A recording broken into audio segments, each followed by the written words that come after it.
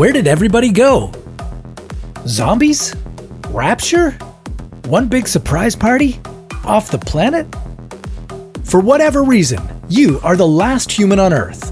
So what do? Eat like a king? Move into Buckingham Palace? Drive fast, blow things up, be naked all the time? Or would you pretend you weren't alone? How long would you last? This is What If, and here's how you can survive as the last person on Earth. So, you wake up one day and find you're the only person left in the world. Kinda cool, right? No obligations, no rules, no limits. Go nuts! Step 1. Enjoy the good things while you can. Go for the exotic fruits first. If your mangoes and bananas are imported from overseas, chances are they'll be hard to come by. So eat them while you can, and enjoy every last bite. Step 2. Find a secure source of fuel. You might think that with no one stopping you, you could go anywhere. But not so fast. All those abandoned cars, boats, and planes you see lying around will be useless in about 2 years when their fuel goes stale. Guess you'll be sticking around, but for how long? Step 3. Find a place to live. If water, food, and shelter are your basic needs, shelter would be the easiest to come by. You'd literally have a world of homes to choose from. But be careful where you settle down. Cities would become dangerous, since without proper maintenance, they'd start to fall apart pretty quickly. Nature's elements, rain, frost, and heat, would take their toll. Rot and mold would become widespread, and vegetation would crack through concrete and break through glass.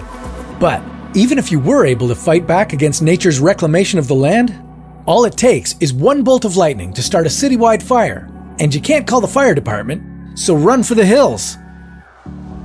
Step 4. Get yourself some protection. But even the country isn't all that safe.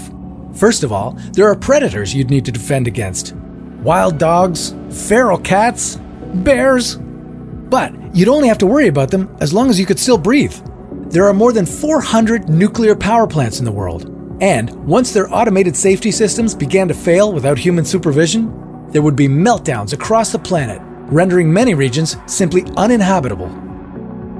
Step 5. Find some food. In terms of food, the city would be your best bet. Supermarkets have enough canned and frozen food to last you for decades. Whereas in the country, crops and livestock would start to dwindle without proper care or protection from predators. But if natural is more your style, you'd have to go back to the old ways of hunting with a spear or bow, since ammunition would be limited and harder to come by. Maybe you could grow your own little vegetable garden, but that would cut into your water resources. Step 6. It's all about the water. Without other humans, you'd be without electricity. Water pumping stations and treatment works would shut down, and the fresh water kept in reservoirs would go stale quite quickly. You could rely on bottled water, and you'd probably have thousands of liters to go through, but eventually you'd have to learn how to purify your own. Step 7. Start learning.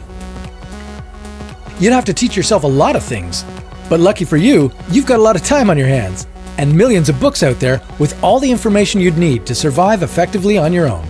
So while it might be hard at first, you could technically survive as the last human on Earth. But would you really want to?